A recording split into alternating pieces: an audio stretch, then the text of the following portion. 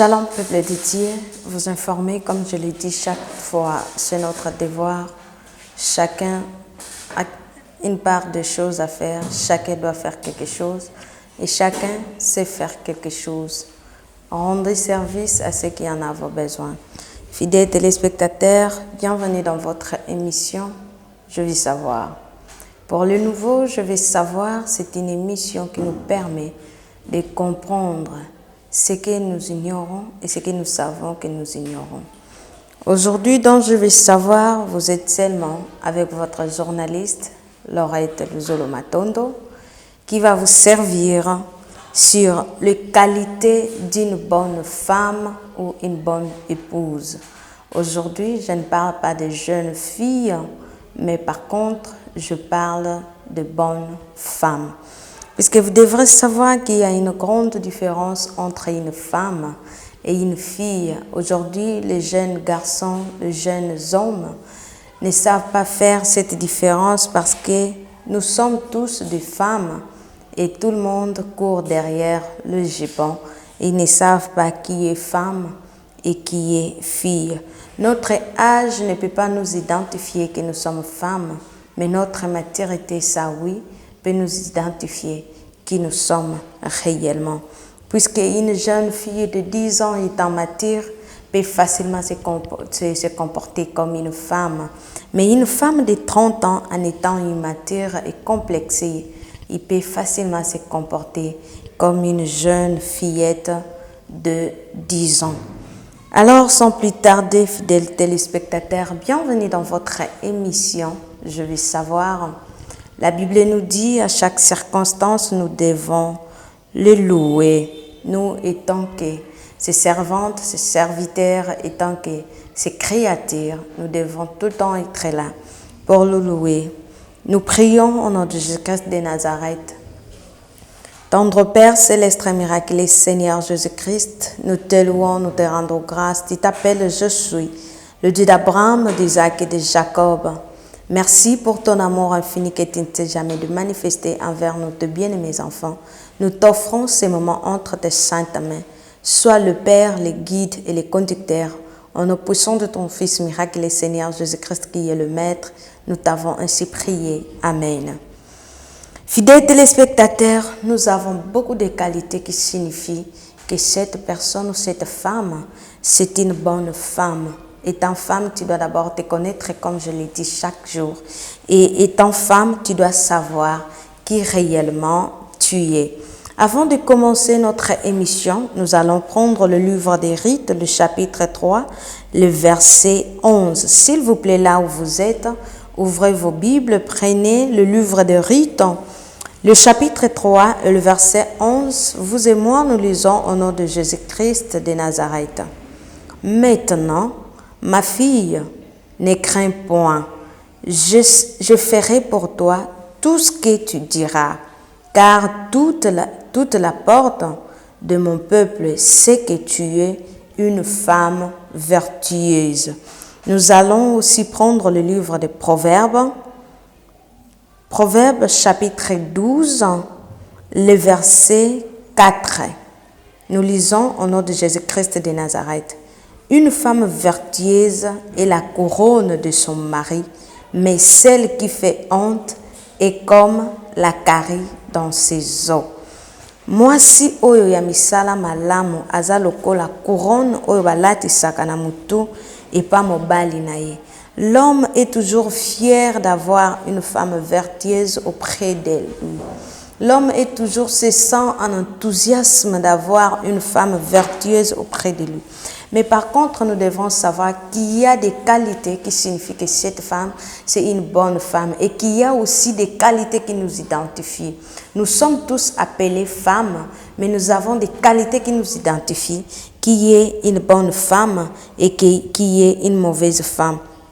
Aujourd'hui, il y a beaucoup de jeunes filles, il y a beaucoup de femmes qui se demandent, mais cette fille n'est pas jolie, comment elle peut se retrouver dans le mariage, moi qui est tellement bien taillée et qui est tellement jolie, pépante, comme on le dit, je me retrouve toujours célibataire. Tu devrais savoir qui a de bonnes qualités, qui doivent t'identifier pour que tu sois appelée femme mariée, car c'est un titre qui nous sommes royales et couronnées. Ce titre-là doit être un titre que nous obtenons et un titre qui nous sommes redevables puisque nous nous sommes identifiés par de bonnes qualités.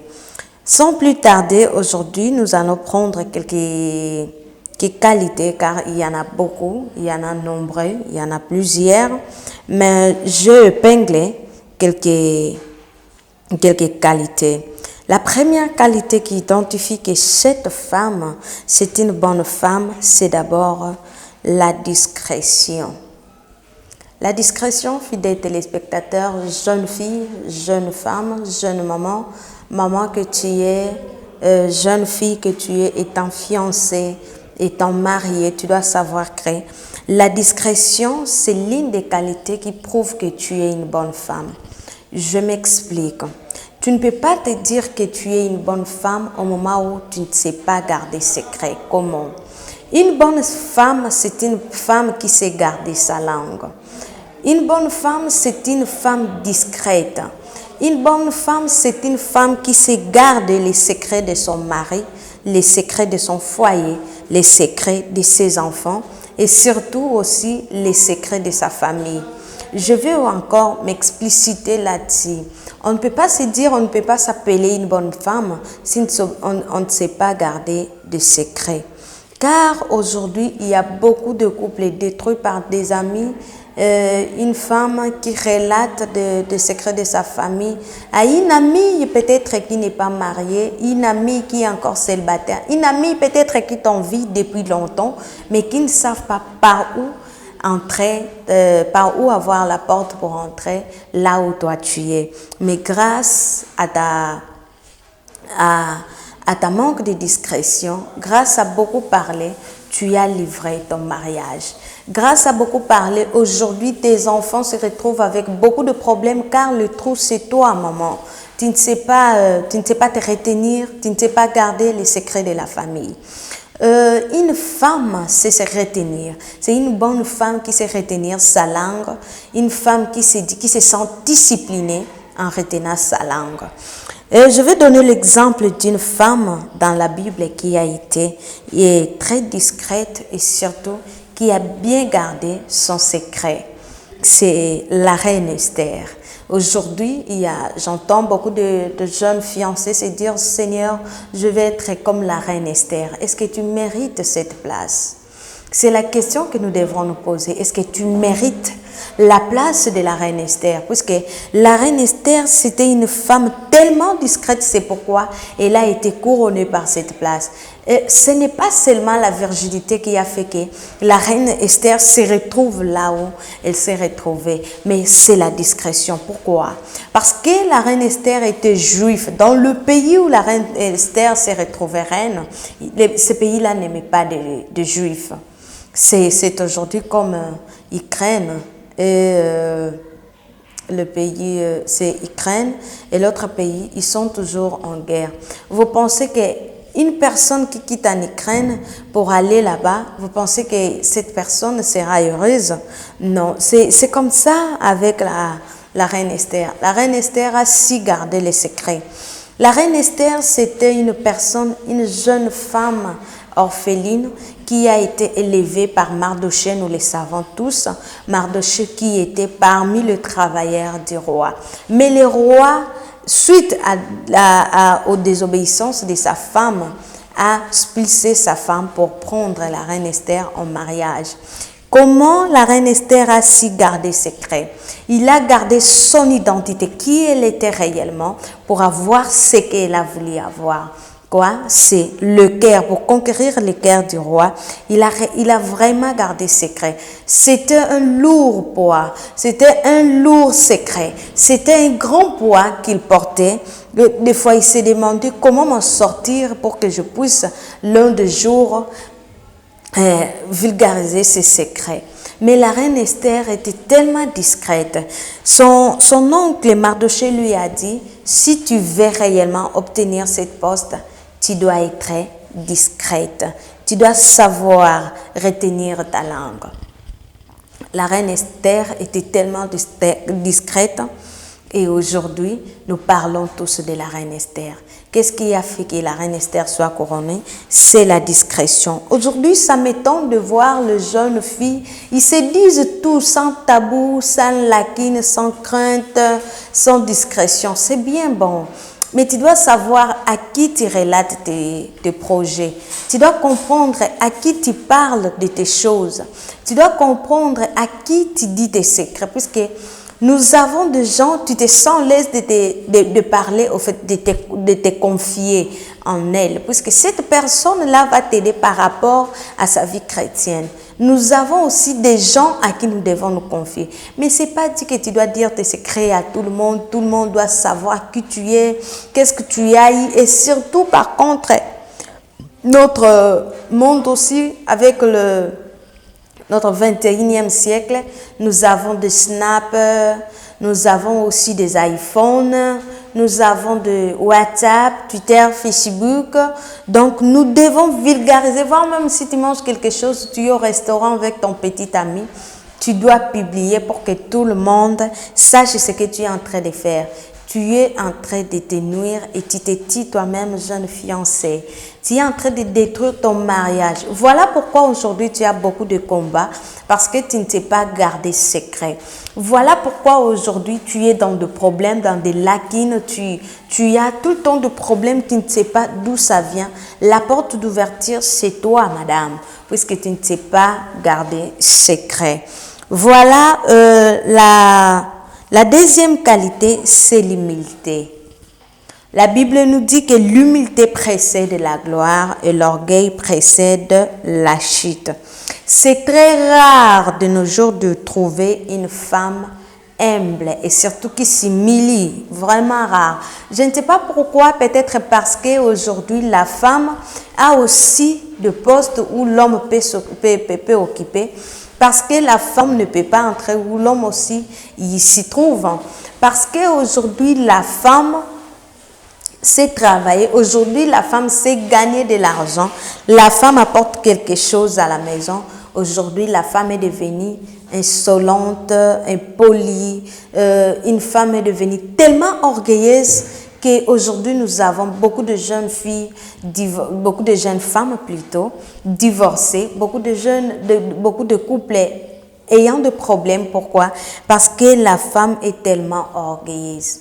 Jeune fiancée, jeune femme mariée qui m'écoute aujourd'hui, tu dois savoir que l'humilité précède la gloire et l'orgueil précède la chute. Une femme humble, une femme qui s'humilie, c'est une femme humble, une femme simple, une femme courtoise, une femme briseuse, morte.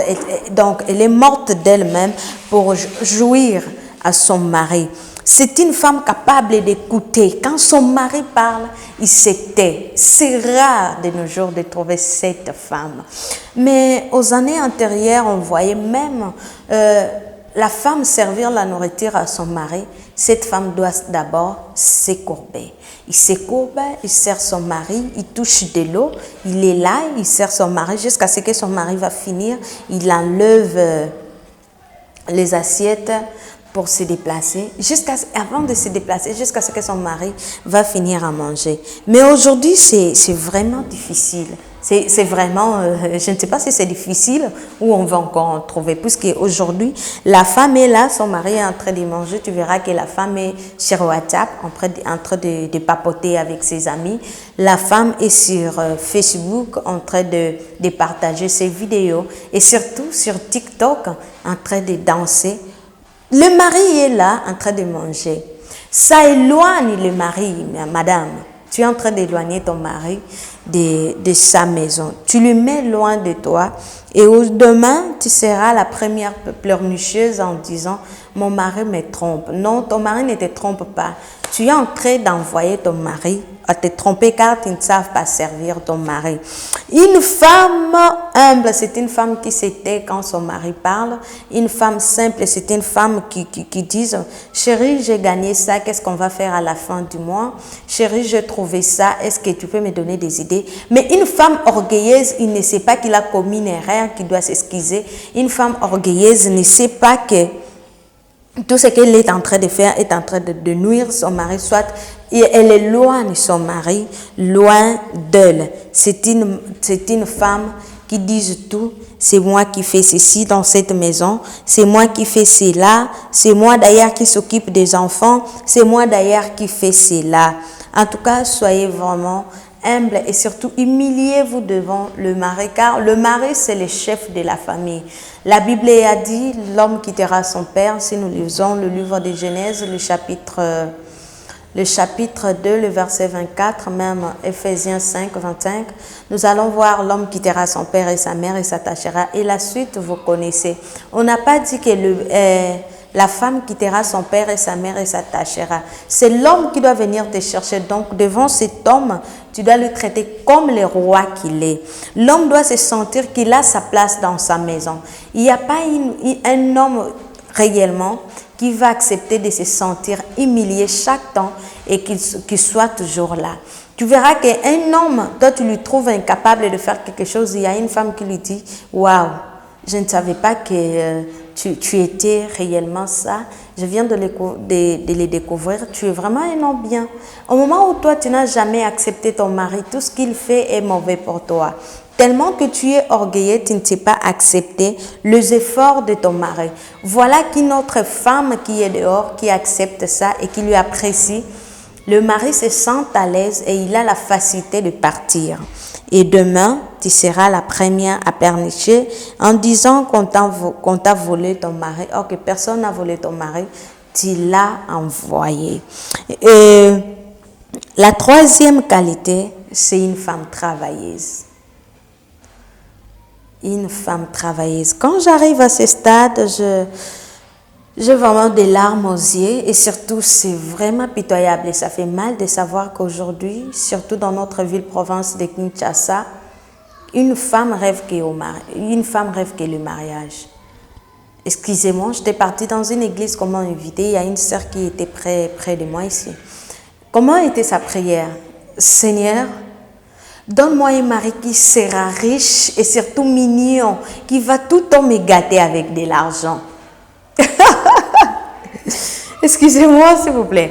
Mais je vais vous dire quelque chose. Cet homme-là a les jambes, cet homme-là a les mains et cet homme-là a une tête, tout comme toi. Tu as les jambes, tu as la tête. Tu dois sortir, tu dois travailler. Je dois avoir de bonus partout. C'est bien bon. Avoir de bonnes, c'est pas mauvais. C'est bien, car c'est l'une des caractéristiques qui fait que une femme se sent à l'aise à la maison. C'est bien.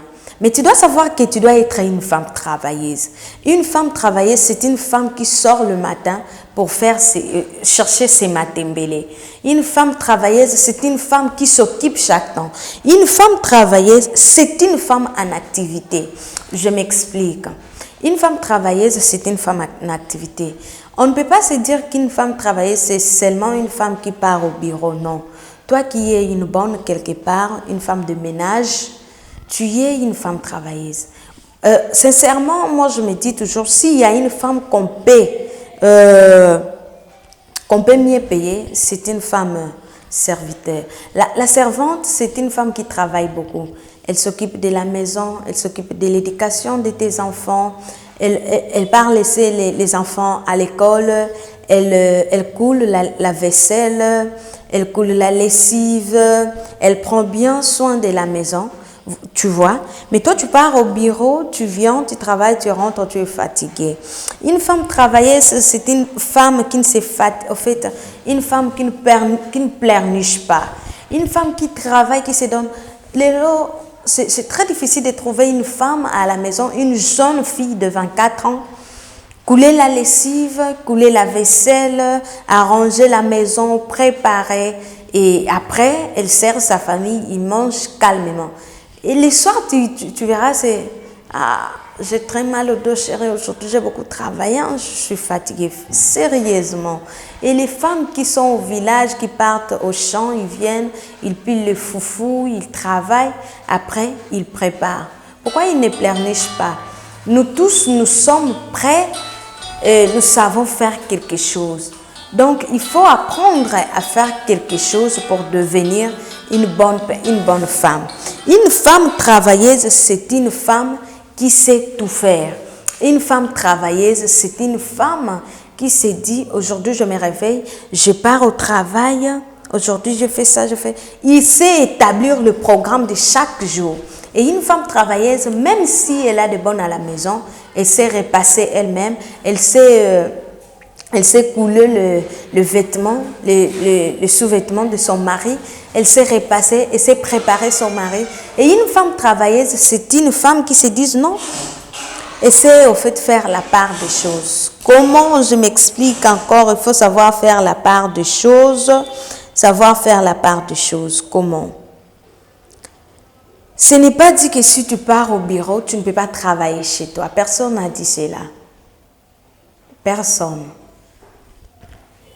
Aujourd'hui, je vais vous donner un exemple. Vraiment, cette dame elle motive beaucoup. C'est Maman Olive Lembe. Tu verras Maman Olive Lembe dans des champs, en train de cultiver, en train de récolter. Mais elle a toutes les personnes qui sont à sa disposition pour lui servir. Tu verras Maman Olive Lembe en train de préparer. Écoutez, jeune femme, jeune fille fiancée, tu dois apprendre à travailler. Une femme n'est pas là chaque temps devant la télévision, devant les séries télévisées pour prendre ce que vous apprenez là sur Novelas. Une femme n'est pas que là pour attendre qu'on lui appelle « Chérie, tu es où? Je t'ai envoyé 10 $. » Tu ne vas pas survivre avec les 10 $. Puisque demain, tu auras besoin aussi d'envoyer quelque chose à tes parents. Tu auras aussi besoin d'aider les orphelins, les veuves. Mais si tu ne travailles pas, où tu auras de l'argent pour aider ce genre de personnes? Dis-moi, tu dois tout le temps attendre de ton mari. Ton mari, c'est une personne. Il va se fatiguer. L'un des jours, il te dira, bon, tu sais, chérie, je sais que tu es ma femme. Tu es ma femme, je t'aide et tout, mais tu dois apprendre à faire quelque chose.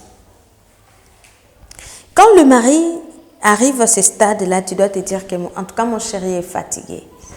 Il fait beaucoup pour moi. Tu dois chercher à faire quelque chose. Tu dois t'occuper. Même quand tu es à la maison, tu peux faire quelque chose. Aujourd'hui, il y a des ventes en ligne. Tu es à la maison, mais tu vends. Il y a des ventes. Tu peux faire quelque chose avec, tu peux travailler avec ton téléphone. Tu peux travailler avec ton téléphone en ligne. Tu vends des choses. Tu apprends quelque chose. Les femmes aussi qui sont à la maison, les femmes, c'était la semaine passée, une fille a demandé à sa maman, il a dit, maman, à la formation, on nous a posé des questions si ta maman fait quoi? Toi, tu fais quoi réellement dans la vie? La maman lui dit, bébé, moi j'étais une enseignante, mais je ne travaille plus pour m'occuper de vous. Donc, la fille a posé à sa maman, donc je vais dire que tu ne travailles pas? Maman dit oui, tu vas dire que je ne travaille pas, je ne fais rien en fait. Mais cette femme qui dit qu'elle ne fait rien, c'est la femme qui s'occupe de la maison. Au fait, elle se réveille le matin, elle arrange la maison, elle fait le petit déjeuner pour sa famille. Et puis, cette femme-là, elle prépare, elle part au marché, elle prépare, elle coule la vaisselle, elle coule la lessive, elle fait tout. Mais cette femme se dit qu'elle ne travaille pas. Tu travailles, maman, tu travailles à la maison. Dis-toi que, en fait, quand l'enfant te pose ce genre de questions, dis-toi que moi, je travaille à la maison. Parce que tout ce que tu fais, c'est du travail. Toi aussi, maman, quand tu travailles à la maison, il faut savoir faire la part des choses. Hein? Il faut savoir faire la part des choses en étant marié, peut-être pour le fiancé, les célibataires. Même vous aussi, il faut déjà vous préparer à ça. Il faut savoir faire la part des choses. Comment? Tu es marié, tu dois savoir que, hormis le travail que tu fais, tu as un mari à la maison. Mais aujourd'hui, c'est rare de voir le femme, quand il a déjà un job qui lui donne des 2000 $, donc pour elle, les maris n'ont pas d'importance.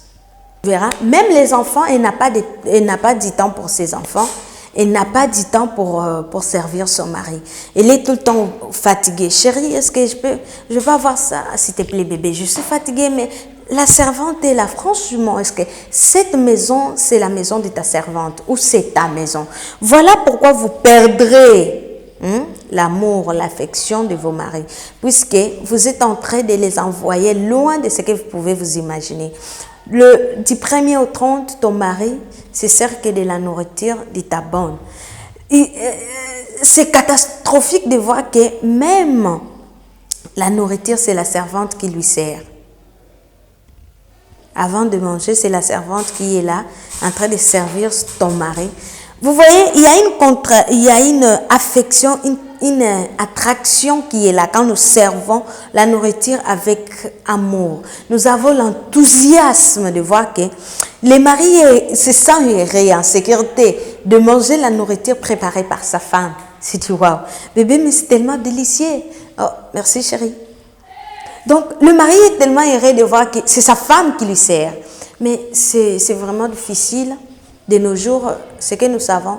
Chérie, est-ce que je peux avoir une fois, je peux partir à Dubaï? Puisque le travail, c'est seulement Dubaï, les affaires, c'est seulement Turquie. Au moment où nous avons aussi des plateformes où nous devons nous servir pour faire l'agriculture. Donc, femmes, lèvons-nous, nous devons travailler.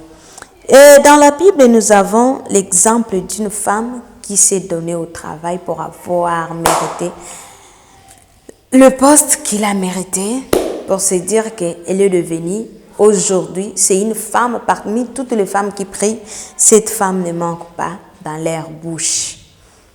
Donc, nous devons aussi apprendre à travailler, surtout nous les jeunes filles. Jeune fille, ne te dis pas que quand je serai chez moi, je vais commencer à travailler. Au moment où chez vous, tu ne sais pas travailler. Parce qu'il y a beaucoup de jeunes filles qui se disent, bon, même si, bon, sa maman lui envoie, il se dit, maman, il faut ça, la kayomoko,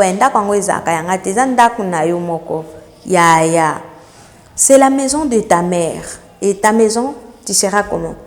Tu verras une femme, une jeune fille de 24 ans, 23 ans, si tu pars dans sa chambre, c'est une catastrophe. Tu n'as même pas l'endroit où mettre les pieds, puisqu'il y a dit, donc je ne sais pas, il y a dit désordre. Donc, place à Kochamakolo, parce qu'elle est tellement mal propre que tu ne sais pas où mettre les pieds. Pourquoi tout ça? Parce qu'elle ne sait pas travailler. Une femme travailleuse sait arranger les choses à l'endroit qu'il faut et à l'air qu'il faut. Vous voyez?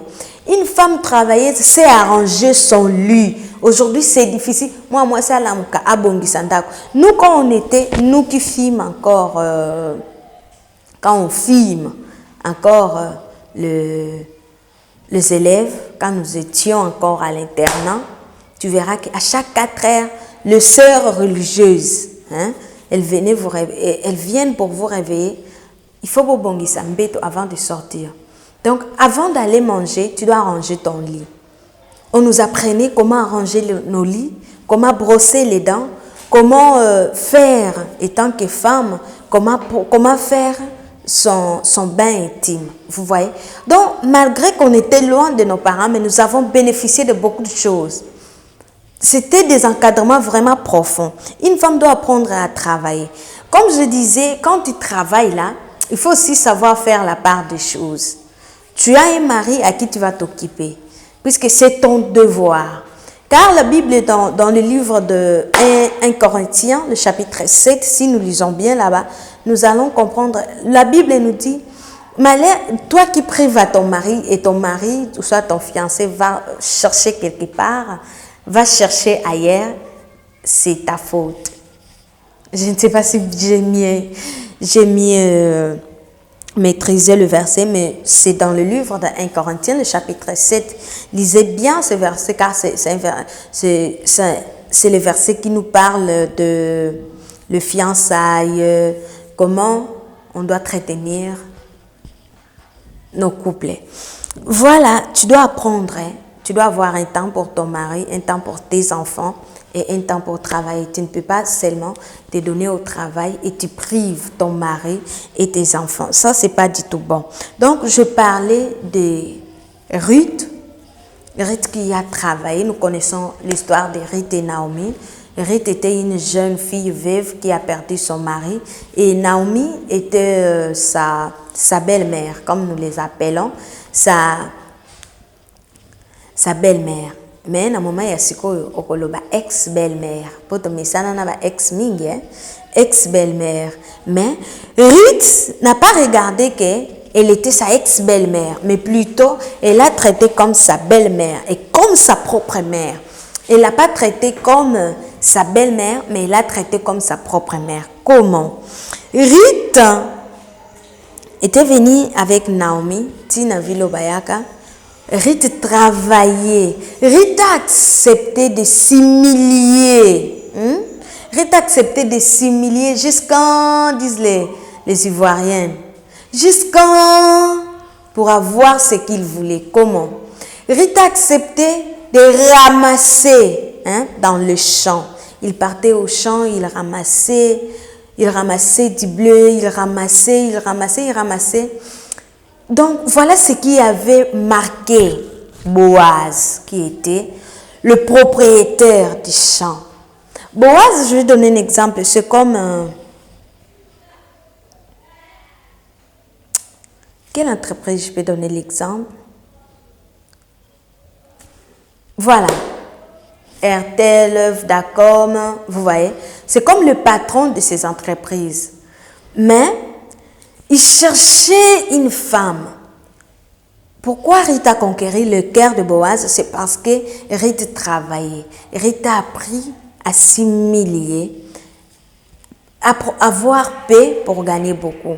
Il s'est humilié, voilà comment il s'est retrouvé dans la maison de Boaz.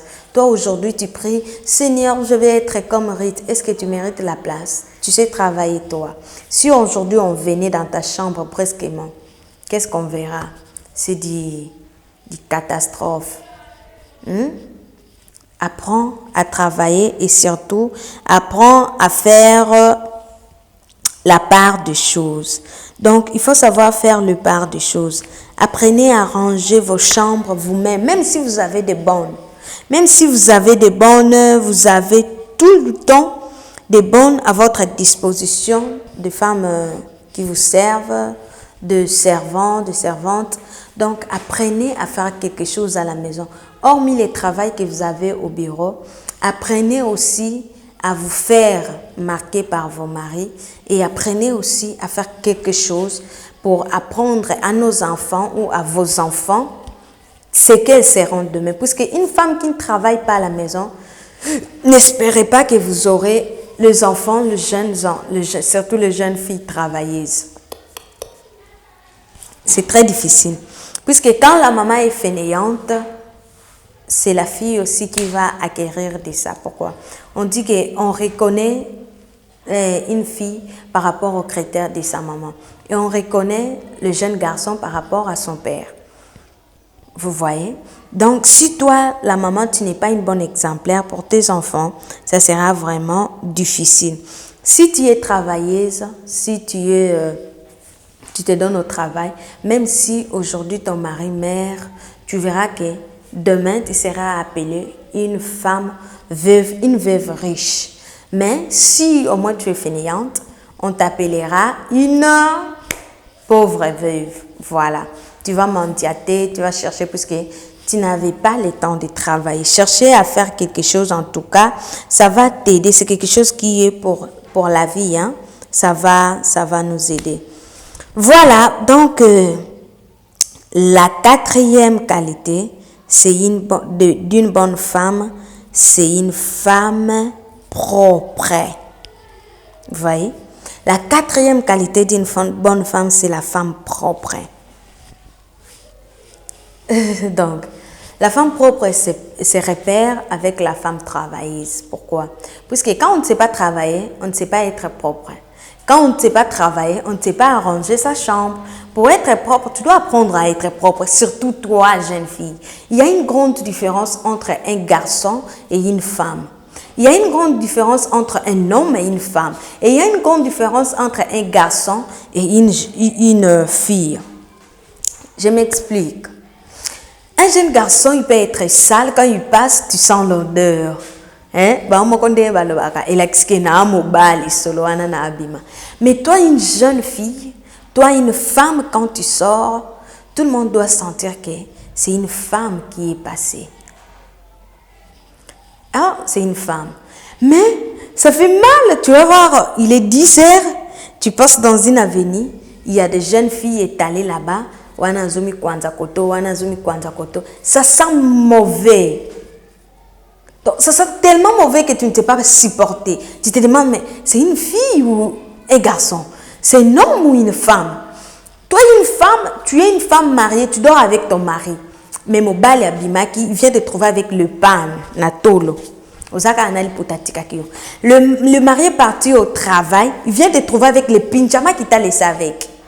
Dis-moi, comment tu vas attirer ton mari?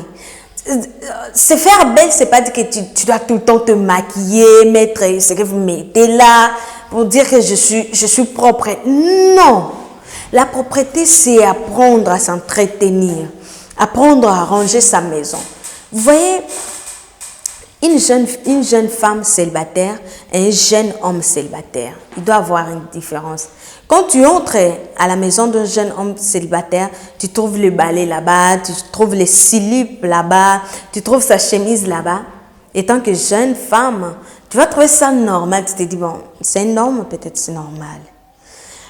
Mais toi, une jeune fille, on vient dans ta chambre, on trouve les slips là-bas, la poudre là-bas, les chaussures là-bas, et ça fait mal. Tu vas entendre, le matin tu sors, mais je cherche ma poudre, je ne trouve pas où j'avais mis ça. Tu es sérieuse? Mais quand tu sors, toi tu te laves que quand tu veux sortir. Tu te laves que quand tu veux sortir, comme disait mon grand-père, que son âme repose en paix. Et quand, à leur époque, ils prenaient en mariage les femmes pendant la saison sèche. Surtout cette saison. Pas se laver. Ma Lille. Moi, ça y est quand ma Lille, réellement. Oui, chérie, je vais arranger la maison, mais j'ai très froid. Tu n'as même pas honte. Les maris partent au travail, ils rentrent, ils trouvent les lits sales, la chambre en vagabondé, ils trouvent le papier mouchoir là-bas, ils trouvent le slip là-bas, ils trouvent Badra Kuna, et tu te dis que tu es une femme, tu ne mérites pas cette place. Tu dois apprendre à être propre. Tu dois apprendre à laver tes parties intimes. Tu dois prendre surtout ta tête. Vous voyez, nous les femmes, les problèmes que nous avons, ce sont nos cheveux. Une femme qui ne sait pas entretenir sa tête, vous allez comprendre que ce qui a main chez Sali un mois, ça sort déjà, ça sent déjà mauvais. Donc, ça commence déjà à sentir. Un mois, la tête commence déjà à sentir. Apprenez à laver vos têtes. Au moins, que Sali de moi, tu sais que tu sens mauvais, ta tête sent tellement mauvais. Mais lave ta tête. Vous voyez, vous comprenez les femmes. Lave ta tête, il y a des produits pour ça. Tu laves ta tête, tu apprends, tu laves ta tête, tu entretiens ça très très bien là. Tu entretiens ta tête, tu te laves, apprenez à raser et tout. Tu mets ton déodorat, tu sors. Il y a même des déodorats de 2000 francs. Quand tu fais les calais là à ton fiancé, il sent oui, ça va. Donc, ne te lave pas parce que tu veux sortir. Une femme propre se réveille à 5 heures, au plus tard 6 heures. Tu as déjà pris ton bain, tu mets quelque chose sous la langue, après tu brosses pour éviter les estomacs. On va parler de ça après, comment étant que femme, prendre soin de son corps, de ses parties intimes. Donc, apprenez à être propre. Apprenez à ranger vos maisons. Il y a des femmes qui balayent la place au bâtiment. Ce qui est dans des côtés là, les coins. C'est pitoyable, c'est sale. Tu n'as même pas l'endroit où mettre les pieds. Tu te dis, mais c'est une femme ou comment? Donc, tu regardes la maison. Il y a même des femmes mariées, vu que moi, dans le salon, tu entres, c'est l'odeur de pipi qui te sort d'ici. Donc, ça sent tellement mauvais, ça pue. Tu ne supportes pas, tu te dis, bon, s'il vous plaît, je préfère m'asseoir dehors. Non, elle fuit l'odeur qui sent dans ta maison. Le mari a honte d'amener ses amis. Pourquoi? Parce que la maison n'est pas propre. Et quand on te fait des remarques, tu es la première à bilober là. La première à dire ce que tu veux à ton mari. Badra et ça, une semaine. Moi, si à fin de Sarabadra, une semaine en bête, comme me dit ma mère, beaucoup de fleurs à toi, Joyce, ma maman. Elle me dit, une femme, au fait, une femme remplace ses draps pendant 3 jours. Tu dois avoir beaucoup de draps. Les draps ne coûtent même pas cher. Une femme doit apprendre à laver ses rideaux, à changer. Tu dois changer les draps comme tu changes les rideaux. Tu dois changer les draps comme tu changes les sous-vêtements. Tu dois voir un homme marié qui sort avec une chemise chiffonnée, une chemise avec de saleté. Oh, elle a attaqué semaine passée. Donc, tu ne contrôles même pas ton mari. Quel genre de femme es-tu? Jeune femme, tu dois apprendre à être propre. Je vais également vous parler d'une jeune fille qui a été propre dans la Bible. C'est toujours la reine Esther. La reine Esther, quand elle s'est prochée de son mariage, elle a pris le temps de s'entretenir. Donc, elle a pris le temps de s'entretenir.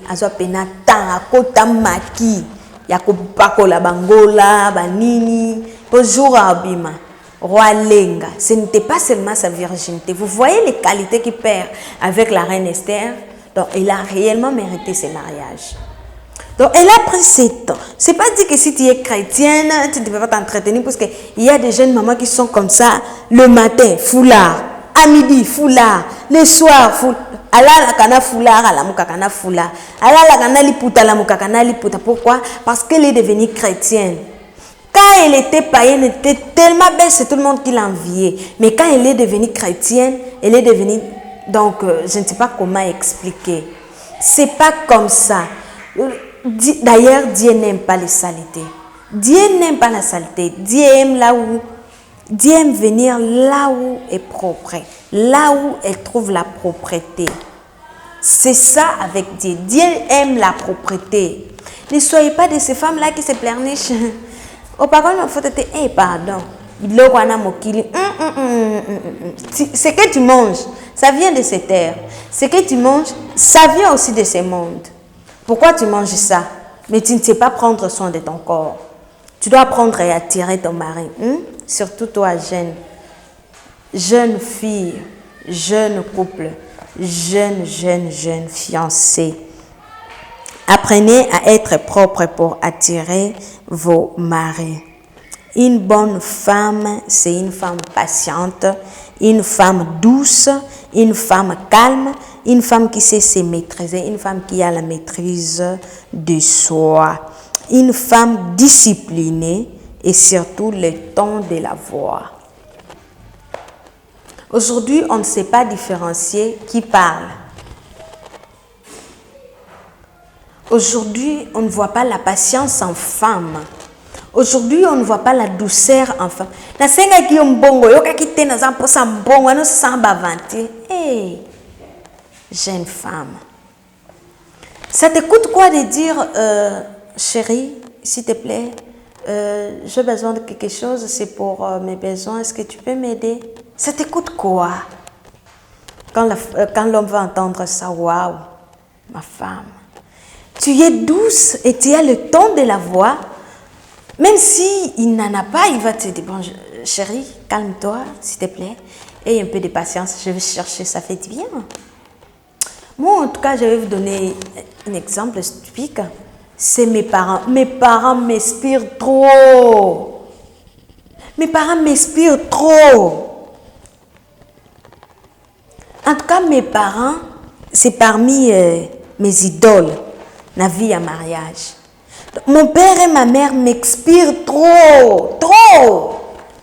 Puisque ma mère, premièrement, elle a un caractère d'une personne qui ne parle pas trop.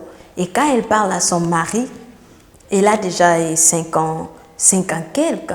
Mais quand elle parle à son mari, Tu sens la douceur. Hein? Tu sens le ton là de la voix d'une femme. Et tu sens la patience, la douceur, la patience. Oh non, c'est une femme, Joyce. Je la respecte tellement et je l'envie même. Et à chaque temps, mon père dit devant tout le monde, j'ai de la grâce d'avoir cette femme. Est-ce que ton mari dit ça depuis que vous vous êtes mariés? Il a déjà eu l'audacité de dire ça. Toi, tu es là que pour lui faire parler, lui faire parler, lui faire parler. Quel genre de femme est-il? Vous aussi, étant que père, étant que mère, vous devez apprendre à mieux parler à vos enfants. Vous devez apprendre à mieux parler à vos enfants. Quand une femme, un enfant qu'on éduque déjà avec le ton de la voix, cet enfant va apprendre aussi à parler avec le ton de la voix. Une femme qui n'a pas acquis ça de ses parents, ça sera vraiment difficile d'avoir de la patience. Aujourd'hui, les femmes ont perdu de la patience. Voilà pourquoi beaucoup de divorces. Fiancé, ils ont mélate parce qu'à Senga qui kabelo il y a $45, parce qu'à Senga qui kabelo il y a $200, et l'homme n'a pas ses moyens pour lui satisfaire. Ah, je vais quitter cet homme, Muninga va payer sa caïbo et l'autre on lui donne ça. Apprends à être patiente. Chacun à son tour et il y a un temps pour tout. Une bonne femme, c'est une femme sensible.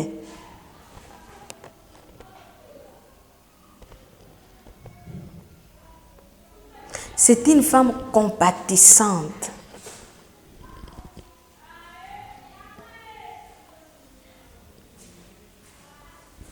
C'est parmi toutes les qualités d'une bonne femme. Une femme sensible. Ah, 21e siècle, tout est difficile et tout est devenu compliqué à nos jours. Aujourd'hui, tu vas voir place Wazobeta Moutou. La femme est là. Peut-être à Zupé Libanga Bando Beta. Tu verras une personne, une veuve en train de mendianter. La femme a de l'argent, elle passe facilement.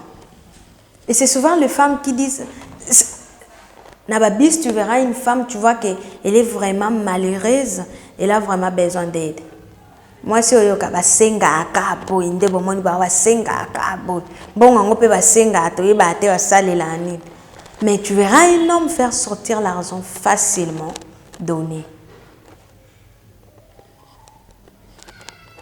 Tu ne sais pas compatir. Tu oublies que demain, tu ne seras pas là et tes enfants auront aussi besoin d'aide.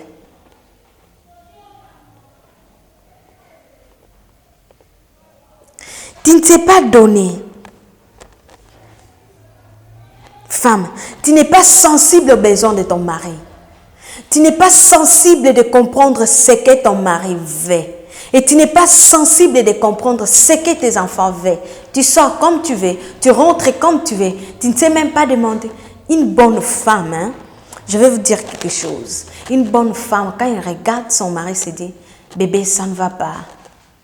Même si son mari fait semblant, mais il se dit, chérie, ça ne va pas, mais pourquoi tu veux me cacher des choses?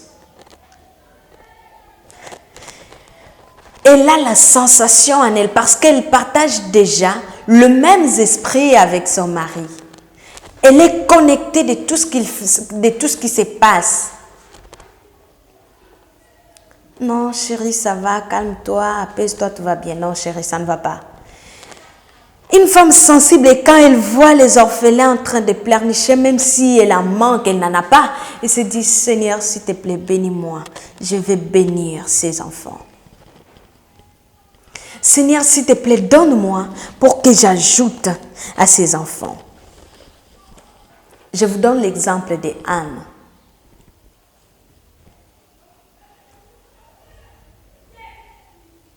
Jusqu'à un point de faire un vœu à Dieu. Si tu me donnes l'enfant, Seigneur, donc tu me donnes l'enfant, et puis je vais te les donner. Quelle foi! Est-ce que tu es sensible aux besoins de ton mari? Est-ce que tu es sensible à tout ce qui se passe dans la vie de ton mari, dans tout ce qui se passe dans la vie de ton fiancé? Tu es sensible dans la vie quotidienne de ton entourage. Et vous, jeunes garçons qui me suivez, jeunes hommes fiancés, tu dois comprendre avec ces caractères que demain, j'aurai une bonne femme, j'aurai une bonne mère pour mes enfants. Mais une femme qui n'est pas sensible aujourd'hui, ne te dit pas qu'elle va mieux te servir demain. Non. Au contraire, tu es en train de te semer, tu es en train de te tiller et tu es en train toi-même de te chercher l'enfer. Malheur à toi, femme, qui néglige les besoins de tes enfants et ton mari parce que tu n'es pas sensible.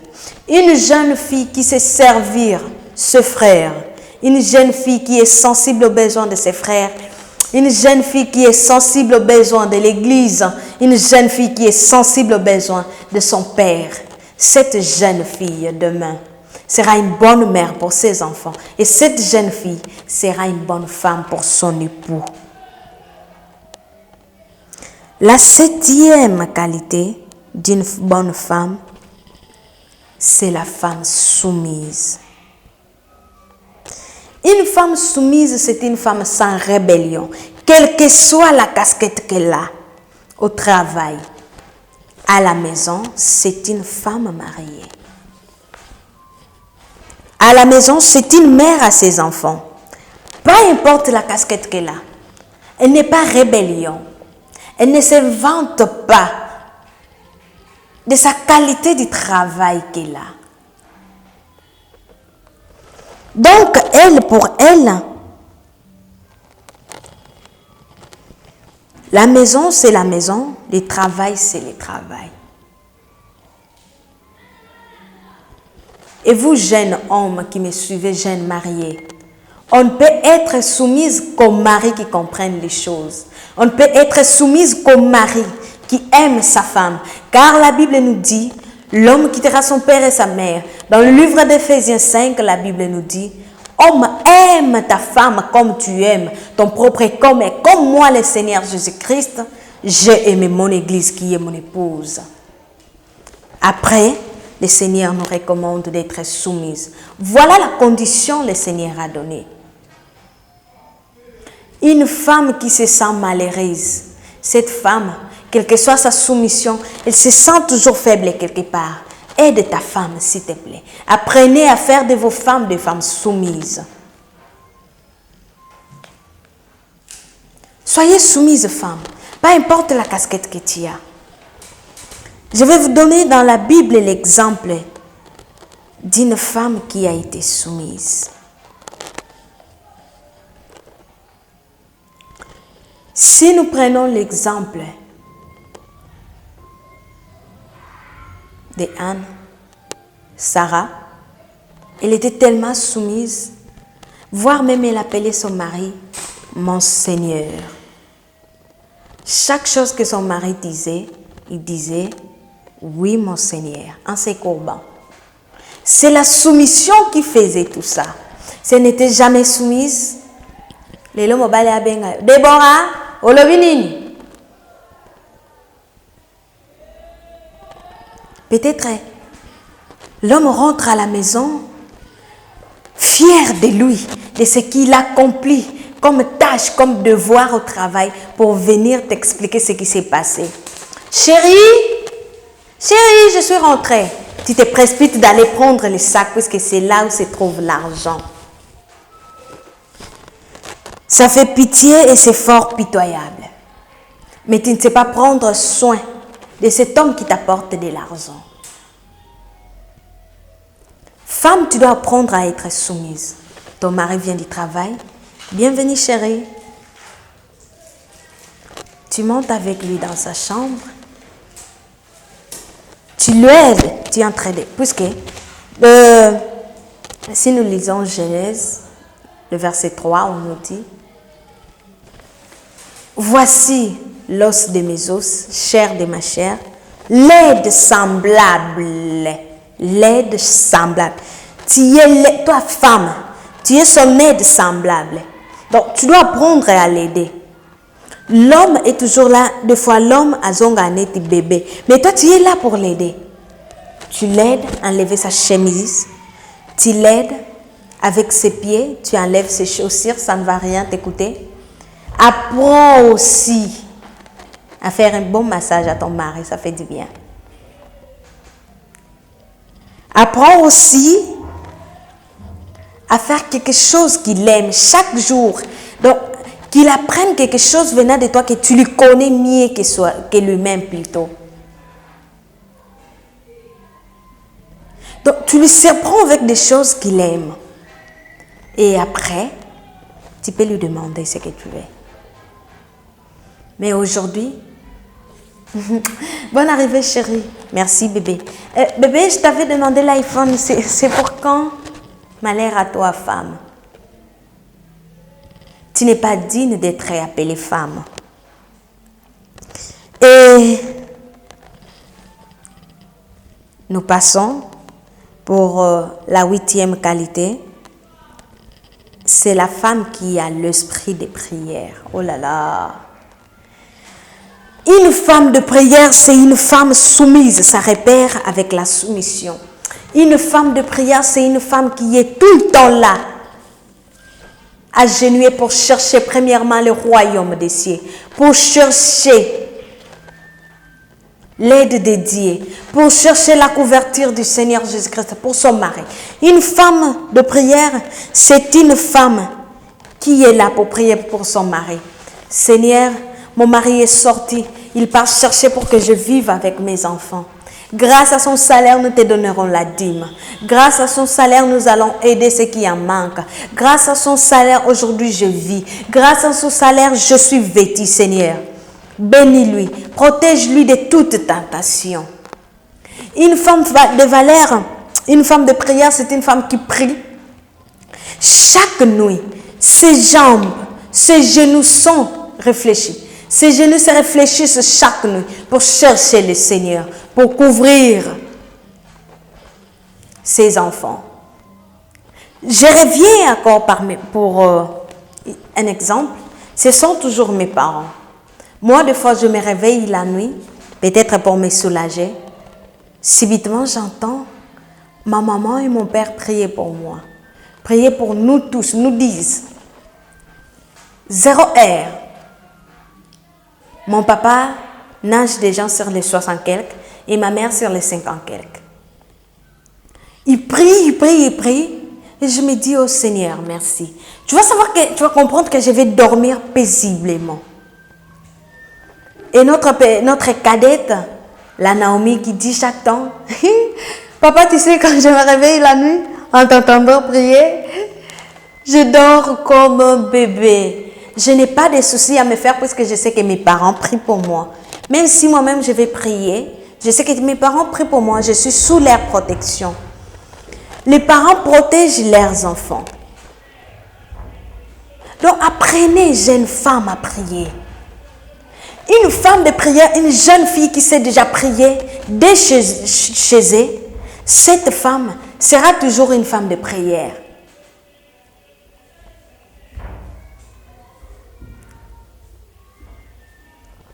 La fois passée, je parlais à mon beau-frère, je lui dis comment tu vas, il me dit, mais gloire à Dieu, j'ai une femme qui prie, puisque à chaque temps je me réveille, je l'entends prier, et des fois j'ai peur d'elle, car si je commets une erreur, elle va savoir, puisque son Dieu lui communique tout. Vous voyez, ça fait du bien. Même ton mari, c'est que même tu épouses un homme païen, il va apprendre à prier parce qu'il sait que j'ai une femme qui prie. Apprenez à prier, jeunes femmes. Ne soyez pas que des femmes des restaurants. Chérie, les samedis, on va partir où tu connais tous les restaurants plutôt, de votre ville. Tu connais toutes les habits, toutes les modèles des iPhone, toutes les marques. de robes, mais incapable de prier. Peut-être que tu as une sentinelle, féticheur, sorcier, occultiste. Quand toi tu dors, elle fait n'importe quoi dans ta maison parce que tu n'es pas une femme de prière. Je vais vous donner un exemple de la personne qui était une femme de prière. C'est la mère de Samuel. La mère de Samuel réfléchissait toujours ses genoux. Parce qu'il savait, ce qu'il cherchait, ce n'est pas son mari qui va le lui donner, mais plutôt le Seigneur. Regarde, je vais te dire une chose, jeune femme. Quand tu sais prier et quand tu te donnes dans la prière, tout ce que tu vas chercher, le Seigneur va te le donner. Vous voyez? Car la Bible nous dit, venez à moi vous tous qui êtes chargés, fatigués, je vous donnerai du repos. Et c'est la même Bible qui nous dit aussi, cherchez-moi, je vous répondrai. Frappez, je vous ouvrirai. Demandez, je vous donnerai. Qu'est-ce que tu cherches que tu ne trouves pas? Au moment où, en priant, tu vas en trouver. Tu pars chez le marabout te donnera ce que tu cherches. Le marabout, je vais vous donner quelque chose, je vais vous expliquer quelque chose. Le marabout te donne de l'argent ici. Peut-être lui-même dort dans une maison que tu ne peux pas supporter. Vous voyez? Mais il te donne des immeubles. Tu es sérieux? Un marabout qui te donne des immeubles, qui dort dans le bicoque. Comme la Bible nous dit dans Jean 10, le voleur vient que pour dérober, détruire, voler, tuer. Mais moi, le Seigneur votre Dieu, je suis de vous donner la vie éternelle et en abondante.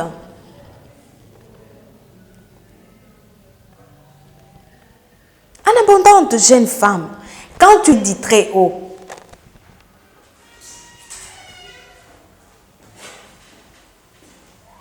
tu sais protéger ta famille, tu sais protéger ton mari, tu sais protéger tes enfants.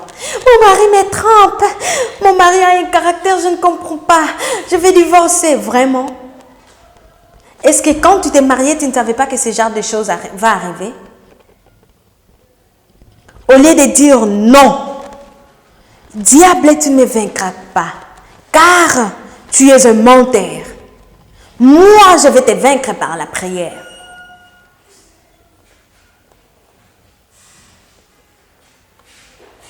En cherchant Dieu, tu vas comprendre que tu seras chaque chose qui va t'arriver, tu seras vaincu, peu importe les obstacles.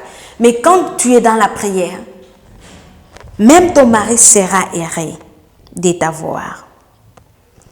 Nous passons, une bonne femme, c'est la femme qui a la connaissance des Écritures, la femme qui sait méditer, la femme qui aime lire la parole de Dieu, la femme qui sait gagner des âmes perdues, la femme qui est tout le temps, à chaque parole qui va sortir, il sait dire, la Bible dit. Confère la Bible. C'est la femme qui fait des recherches bibliques. On n'est pas dit que pour prier, soit pour lire la Bible, que tu dois seulement être une servante de Dieu, soit être un pasteur. Non. Non. Non. Tu peux corriger ton mari par rapport à des lectures que tu fais. Tu sais, chérie, quand je lisais la Bible aujourd'hui, on nous a dit ceci. Le mari, là où il est sikivé par ta parole. Même s'il n'accepte pas ça, intérieurement, il se dit, oh, vraiment, ma femme a raison. Tu verras que la nuit, il te dit, chérie, est-ce qu'on peut parler? Bébé, tu sais, j'allais m'excuser pour ce que je t'avais dit. En tout cas, merci pour ce que tu m'as dit. Je n'ai pas voulu parler devant les enfants. Merci. Continue de lire là-bas. Ça fait la fierté chez son mari. Tu verras que quand ils auront des débats avec ses camarades, il se dit, moi, ne blaguez pas, ne jouez pas de moi. J'ai une femme qui prie et j'ai une femme qui médite. Quand tu joues avec elle, il te ramène à la Bible. Hein? Donc ne jouez pas de moi. Il est fier. Les hommes se sentent fiers de ces femmes-là. Tu es là, des débats politiques, tu fais que sortir des bêtises dans ta bouche. Tu connais tous les injures du monde. Tu sais qu'insulter, tu sais que propulser du mensonge, menteuse, c'est tout ce que tu sais faire. Tu sais que regarder des films pornographiques, tu sais, depuis le matin jusqu'au soir, même ton téléphone, tu ne t'es pas téléchargé une Bible pour lire la parole de Dieu. Tu sais que regarde, fille au pinza, kanisaka, fille bon Dieu. Continue, félicitations. C'est parmi les qualités d'une bonne femme et parmi les qualités d'une bonne fille.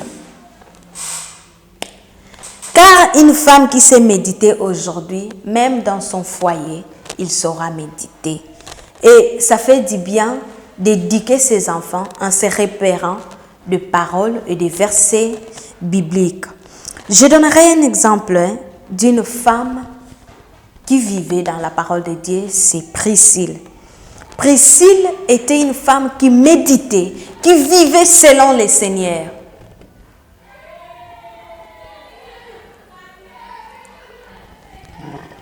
Donc, quand nous prions, nous donnons des exemples de ces gens-là. Nous devons aussi avoir les qualités qu'ils ont eues pour avoir ce qu'ils voulaient, pour que nous prions, ne dérangeons pas Dieu. Pour rien. Toi, tu cherches que Dieu quand tu as un problème, mais tu ne sais pas que tu dois lui remercier, ne fût-ce que pour le souffle de vie. Tu dois chercher à méditer sa parole, ne fût-ce que pour 2 secondes. Toi, tu ne sais pas ça.